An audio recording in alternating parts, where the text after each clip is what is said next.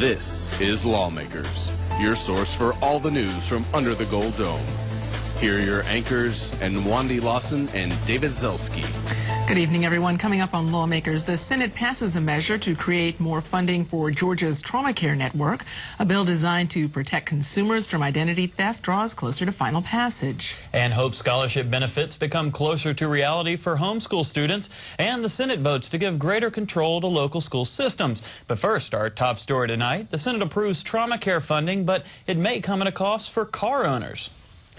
The state Senate passes a bill to provide long-term funding for the state's trauma care network, but Lawmakers Sandra Parrish joins us live to report that it will cost car owners money if voters approve it. Sandra. That's right, David. House Bill 1158, which was amended in committee, would allow voters to impose a yearly $10 fee per vehicle to pay for trauma care funding. Unlike a House version, which was tied to tax reform, this bill does not eliminate car ad valorem taxes. This legislation, if it becomes law, will save lives. The $10 fee is expected to raise $74 million for the Trauma Care Network. The Trauma Care Commission is charged with using the money to expand and maintain existing trauma care hospitals, which total 14 in the state. Only 4 of them are level 1. It will also be used to expand the EMS services around the state. There are some people concerned about whether this is a tax increase or not. And it would be, if accepted by the voters, would be a $10 fee for shoring up and expanding our trauma systems. Trauma care is incredibly important for our state because I know, like me, you all would agree we have a wonderful state. I don't think there's any other quite like Georgia. We're very proud of our state. But in this one respect, we are wanting. 5 years ago, Senator Cecil Staton was critically injured in a car accident in Rome. He's responsible for the commission that exists today. I might not have had the opportunity to get the care that I needed. Trauma care is about getting people who have traumatic injury to the right place, to the right facilities, to get the right treatment within a golden hour that is often spoken of, that golden hour. We have vast areas in our state, in southwest Georgia and in northeast Georgia, where if it's your loved one, your spouse, your child, your grandparent, or God forbid even you might not be fortunate enough to get that care. But while voters would decide to pay the $10 fee, it would go into the general fund, something some lawmakers oppose. I don't know that I can trust future General Assemblies, even though they say we can't bind them. The only way we can bind them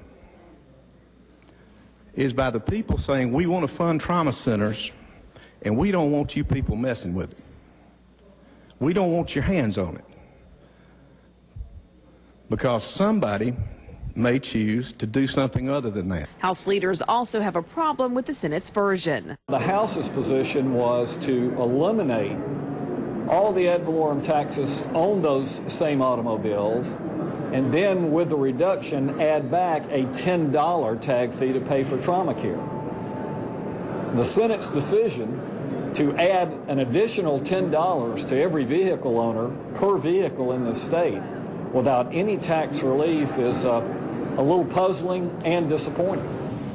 Keene said today if some sort of tax reform measure isn't agreed on by House and Senate negotiators, he thinks trauma care funding is in jeopardy with just 3 days left this session. Reporting live, I'm Sandra Parrish for Lawmakers. Okay, thanks for that story, Sandra. Well, legislation that allows increased flexibility for local school systems passed the Senate today. Senate President Pro Tem Eric Johnson explains the details of House Bill 1209, which creates that flexibility along with increased responsibility. To get the flexibility, the school systems can negotiate a contract with the Department of Education and the Office of Student Achievement to waive certain requirements. In exchange for those waivers, they agree to accountability measures on academic improvements, and if they fail to deliver in the end of the contract period, there are certain consequences. So the first part on top of page 2 is where the school system decides whether or not they want to participate or whether they want to introduce into this contract on flexibility. If they have to have a public meeting, They have to say that they prefer the status quo and they don't want the flexibility, and then they have to tell that to the Department of Education in writing. You know, after all these years of saying they want it, we're giving an opportunity to have it. Let's let them go before the public and see whether the public agrees that they shouldn't have it. Now, House Bill 1209 passed by a vote of 30-20 with the committee substitute, so it now goes back to the House. Lawmakers continue to work towards a compromise on legislation allowing consumers to freeze their credit reports with Senate passage of House Bill 130. Lawmakers Bridget Snapp is live with that story. Bridget. In Wandy, HB 130 aims to prevent identity theft by allowing consumers to block credit reporting agencies, or CRAs, from giving out their information. No new credit accounts could be opened unless the credit holder gave the CRA permission to unfreeze his or her credit reports. While House and Senate members agree that consumers should be able to freeze their credit, they can't seem to agree to how much CRAs should be able to charge for this service. Senator Bill Hamrick carried the bill in the Senate and explains the changes it made to the bill. The issue basically came down to what fee to charge consumers. The House committee recommended $10, got changed on the floor to $3. So in the Senate committee, we took the House bill and made some changes. We left the fee at $3, but we added that it would be free for those 65 and older, and we also added that a notice requirement that goes out to consumers that informs them of this provision that they are allowed to do this. The Senate also added a provision allowing credit agencies to petition the Commissioner of Banks and Banking to raise the fee cap. The bill passed unanimously. Its sponsor, Representative Calvin Hill, responds to the Senate version. And one of our concerns is we certainly don't want to harm the consumers, but there is a real cost of doing business by the businesses, and we're trying to come to a balance where it's a fair amount from the consumers, but also a fair amount for us to dictate to a private industry. And it's very difficult for the legislature to dictate to private industry a fee or a cap on a fee. So we're looking at that to see if that's the proper amount of money to be charged. Representatives from Georgia Watch, a consumer advocacy group, say it's important that credit freeze legislation pass this session. Credit freeze is very important, and it's important that we do this now. 39 other states have already passed a credit freeze, and South Carolina passed a credit freeze this month that allows it free for South Carolina citizens. So while the Georgia bill, the Georgia law wouldn't be free, we think $3 is still an affordable and reasonable amount to charge consumers here in Georgia. HB 130 now heads back to the House for its approval of the Senate changes. Representative Hill said the bill will probably be sent to a conference committee to iron out the differences. Reporting live, I'm Bridget Snapp for Lawmakers. Thanks for that update, Bridget. Well, homeschool students may soon have a way to become eligible for the Hope Scholarship. Senator Seth Harp explains HB 152. The present state of the law is that if a young person graduates from a homeschool program or has a GED, they do not qualify for the Hope to go to school. They have to go to school, they have to attend for a year and make a B, and then they qualify for Hope. What this bill does is if the individual takes the SAT or the ACT or SAT test and scores in the 85th percentile on that test, by taking that test and scoring that amount, that then qualifies them to go to college on the Hope Scholarship. When they enter college, they would immediately be qualified for the Hope Scholarship.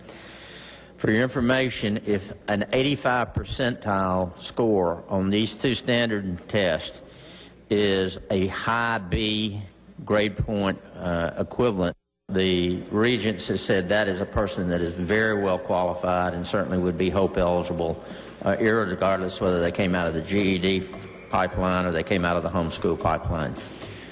This will expand the availability of Hope, and there's been no objection from Hope, Regents, or anywhere else.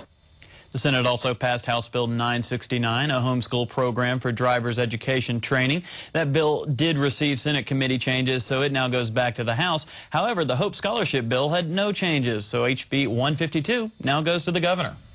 The House today agrees to stand by its decision to allow death penalty verdicts in cases when one or two jurors vote against the sentence. Representative Barry Fleming spoke in support of the House amendment to Senate Bill 145. Mr. Speaker, I move that the House insist on its position on Senate Bill 145 and appoint. In addition to Representative Fleming, Speaker Richardson appointed Tim Bearden and Melvin Everson to the conference committee on SB 145. The House also agreed to insist on its position on HB 1245, establishing income caps and guidelines for appointing public defenders. The Senate differences are not substantial, but I think that we do need to have some further work on the bill in terms of the obligation to appoint counsel for juveniles, the income threshold, and some other issues like that. And so I would ask the House to abide by its position, and let's go on to conference committee on the bill. I do have a question. I thought the Senate made a substantial change to the 72-hour rule to see an attorney, and they changed that to a 5-day rule, and we had a significant debate about that in the judiciary. So I think that is a substantial change. So they did. And that's one of the issues that we're going to be looking at in conference committee too. Okay. I hope that we'll insist on the House side to that 72-hour rule, because I know we felt strongly about that in committee. Thank you. I agree. Representatives Ralston, Tom Knox, and Kevin Levitis will serve on the conference committee for HB 1245. Small companies in Georgia's less developed areas may soon have an avenue to receive a $3,500 tax credit when hiring 2 or more people. Senator Bill Jackson presents HB 1273, which happens to be the freshman senator's first presentation from the well this year. This is the good bill of the year. This does some good for people that are dwelling yonder somewhere and need an infusion of some excitement as it relates to the industry, the little industries that are there in their communities. And what this does, this establishes the poverty level. It reduces it from 20 to 15% where they can qualify, and it will reduce the number of tax credits, number of employees that they would have to hire to get a tax credit, from 5 to more to down to 2 to more. So that's basically what this does. Where there's industry, little industries in your community, I'll be here to use all those up, brother. Bring them on. I want to get a copy of this bill when I get through sometime, and maybe the votes on it and everything. I want to get it framed or decoupaged or whatever it is, and I'm going to hang it on my wall in a real conspicuous place where everybody can see it when they come out, because this is my first carry of a bill. Now, Senator Jackson then received several tough questions, some of which actually made sense, but HB 1273 eventually passed 50-1 and now goes back to the House. The House today agreed to add another level of Internet protection for Georgians with the passage of Senate Bill 24. But Representative Roger Bruce wanted to know how the state would enforce the ban on website fraud used to entice users to provide personal information. It would be enforced the same way that all of our bills are. You bring it to the attention of anybody like the Georgia Bureau of Investigation or local police, and they would open an investigation on that. So each time you get an email, we call the GBI, and they're supposed to investigate that. By the way, there's currently a practice right now where the Federal Trade Commission will take these and investigate. And the problem is, often when that happens, by the time they get around to investigating it, the website has been shut down. And this will just speed up the process and give us some local law enforcement, not require the federal government to help protect the citizens of Georgia. A committee substitute to SB 24 passed without opposition and moves the bill back to the Senate. The House also agreed to protect swimming pools and some businesses from drought restrictions. This just basically says that car wash facilities that are deemed indoor car wash facilities that recycle a certain percent of their water, I think that's about 85%, that they would not necessarily be subject to the restrictions that were brought on most outdoor watering bans this summer. SB 466 passed with 2 dissenting votes. Changes made in committee sent it back to the Senate. The House also agreed to SB 196, extending educational opportunities to the children of military personnel. Provides that children of armed forces combatants who lose their life or have certain disabilities will have a scholarship to Georgia universities. SB 196 passed without opposition, but changes made in committee will send that back to the Senate. And in other House news, rookie legislator Matt Ramsey took it on the chin this afternoon before the passage of SB 436. Did you mention earlier that you said it eliminates a fee? It does eliminate a fee, yes, sir. Do you know that we have to have a reverse fiscal note if you're going to eliminate fees? I hope you'll forgive me being a rookie. I was not aware of that requirement. This bill says that it voids out incorporation completely. I don't understand why we want to do away with that in Georgia. Can the gentleman explain why? Sir, I don't have a line 37 on my page 5. So. Gentleman at well, do you yield for another question? Absolutely, yes, sir. All of us out here have LC 2934097S. What are you working from, please, sir? I'm working from LC 293404S. Gentleman, one more question. I don't want to infer that you're not telling us the truth, but why should we believe you? I guess we'll have to leave that for each and every member to make that decision for themselves. Good answer. With that, I yield the well. And despite that rousing, SB 436 passed 160-2. It returns to the Senate. 2 bills that aim to boost the Georgia winery business received final passage in the Senate today. Senator Renee Unterman explains House Bills 393 and 1061, which open the door for internet and out-of-state wine sales. She begins with HB 393. Section 1 redefines farm winery as a winery located anywhere that uses native agricultural products from its state of domicile to make at least 40% of its annual production. Section 2 deals with tasting rooms. Georgia farm wineries will still be permitted to operate tasting rooms on their winery premises and at least 5 additional locations, which is a big change. These tasting rooms serve as an outlet for the promotion of their products and for the products of other farm wineries. This in no way will override local control of any alcohol laws. This is a companion bill, House Bill 1061. This provides special order shipping licenses for wines. It allows wineries to ship wine upon order directly to the consumer. We have worked and refined this bill for over 4 years now. As legislators, we have literally received thousands of emails from our constituents who are the consumers wanting to do what is practiced in 37 other states. Allowing with the companion bill, House Bill 393, to be compliant with the U.S. Supreme Court decision, the Granholm decision, which says if we are going to allow for direct shipment from in-state wineries, we must allow for out-of-state wineries. This has been a long, thought-out process, a compromise with all levels of the 3-tier distribution systems and the Department of Regulations being in an agreement. This bill allows for anyone 21 years of age or older to order up to 12 cases of wine in 1 calendar year. The bill provides for strict age verification. Both wine bills passed with only 6 dissenting votes, so both bills now go to Governor Perdue. Well, the film industry used to be big business in Georgia, and House Bill 1100 aims to help bring it back. Senator Greg Goggins explains how this tax credit for major film and video productions would work. For the company to receive the full tax credit, it must include in its production something called a Georgia promotion. And this has not been done before.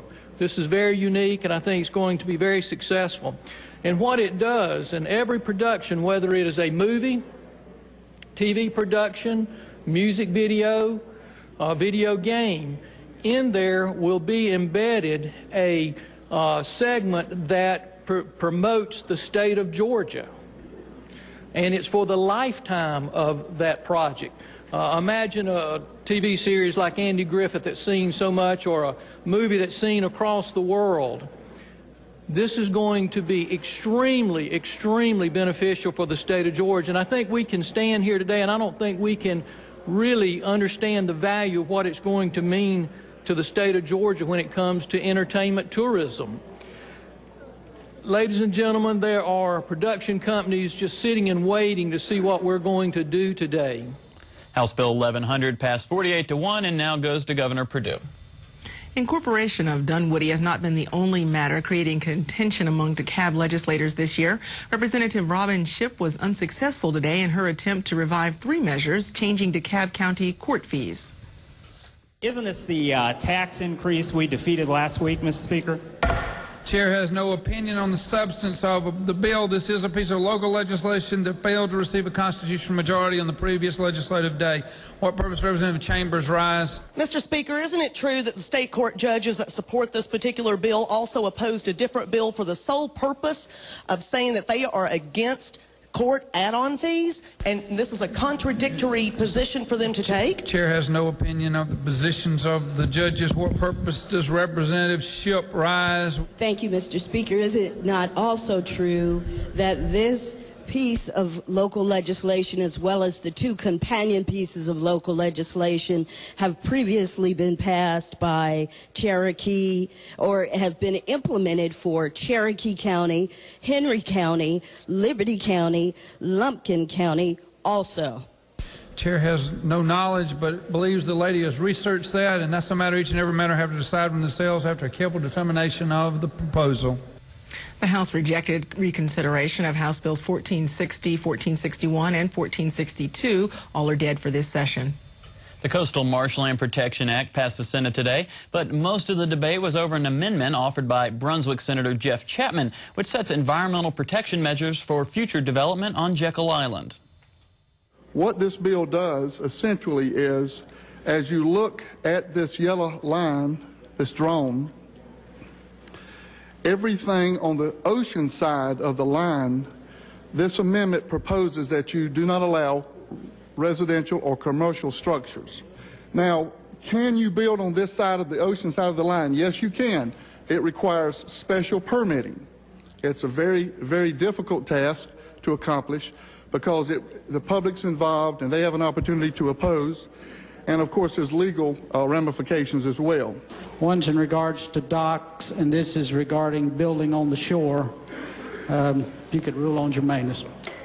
After careful consideration with Legislative Counsel, who, as you know, we rely heavily on, Amendment number 1 will be ruled not germane. The Chapman Amendment, therefore, did not receive a vote, and the main bill, HB 68, passed 48-2 and now goes back to the House. The House Motor Vehicles Committee today voted to table Senate Bill 412. The bill, introduced by Senator Emanuel Jones, would rename seatbelts to life belts and airbags to life bags in Georgia code. After passing the Senate earlier in the session, the Motor Vehicles Committee added a controversial product liability amendment preventing certain class action suits. That amendment divided the committee, leading to a 4-3 decision to table the bill. The committee plans to take up the bill again in an early meeting tomorrow. The House Special Rules Committee tabled a bill that would create a state memorials registry. Lawmakers Caroline Yaga filed this report. Senate Bill 191 will create a registry that maintains a list of people who opt out of having a state-owned building or other public structure named after them. Senator Robert Brown explains. Basically, what this registry would provide is for any member or any citizen of Georgia who would desire not to have his or her name placed on a public building or any monument or any other thing that would be so designated would have an opportunity to simply place their name on a registry. And it's very similar to the no-call registry. The Secretary of State's office raised concerns because their office would have no control over the number of people that would register. Mainly our concerns come from the fact that it's potentially a huge list that will go on forever.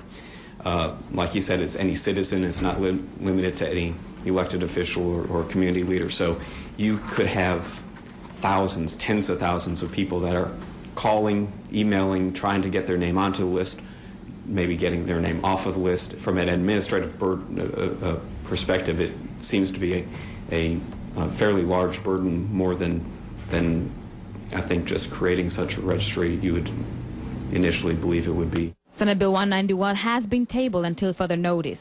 Reporting for Lawmakers, I'm Caroline Yaga.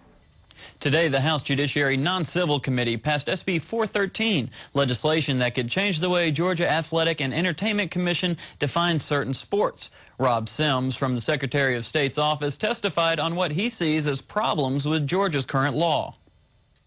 The way it is written, it treats wrestling, mixed martial arts, and boxing all in a cobbled together way, not really making distinctions between the sport of boxing and MMA and what could be called choreographed professional wrestling. So what we've tried to do over these past several weeks is come up with a bill that will change the existing law to recognize the distinctions between wrestling, MMA, and boxing, and put some parameters in place as to what the GAC, which is also commonly referred to the Boxing Commission, can and can't do in the way of promulgating rules and procedures and things of that nature, especially as it pertains to licensure and regulation. Again, SB 413 received a due-pass recommendation from the House Judiciary Non-Civil Committee. The bill now goes to House Rules. Cheers of Viva Chavez could be heard under the Gold Dome today in an effort by the Georgia Association of Latino Elected Officials to make today Cesar Chavez Day. Lawmakers Minu Hosseini has more. In an effort to join forces with the Cesar E. Chavez National Holiday Organization, the Galeo Association hopes to make March 31st a paid holiday in the state of Georgia. Speakers ranged from government officials to migrant workers who shared their experiences. I remember being a little girl and having to go out to the fields with my parents, and my father always talking about Cesar Chavez. What a great man he was. How his work affected our being able to have a better life as migrant farm workers. We had better housing, better opportunities, better wages because of the work that he did. His life work to empower the poor and disenfranchised is a great example for us all to aspire to. I call on the U.S. Congress to establish an official federal paid holiday in honor of Cesar E. Chavez on his birthday, March 31st. H.R. 1769 was introduced by Representative Pedro Marin and has now been assigned to the House Special Rules Committee. Reporting for Lawmakers, I'm Minu Hosseini. Well, during his 50 years in Georgia education, there isn't much that Dr. Jim Mullins hasn't done. He's been a teacher, a coach, a principal, and a superintendent. For almost 2 decades, he helped legislators shape education policy, including the Quality Basic Education Act for funding public schools. Joe Frank Harris, the governor at that time, was charged with and ran on how to make the funding of education a priority, how to make sure that money gets to the student.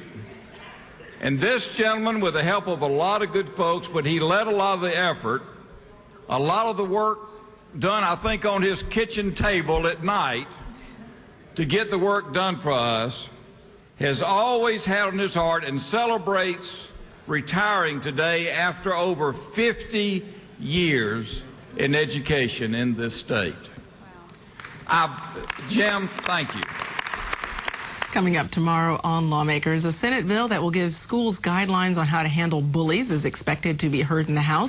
We'll have that story and all the latest Capitol news tomorrow night on Lawmakers at 7 p.m. If you've missed any part of this Lawmakers broadcast, tune in tomorrow when Lawmakers repeats at 5:30 a.m. You can also keep up with all the action under the Gold Dome daily on your local GPB radio station. During Morning Edition, All Things Considered, and evenings at 6 p.m. on Georgia Gazette. And that is our broadcast for this, the 37th legislative day of 2008. I'm David Zelski. And I'm Wandi Lawson. Have a great evening.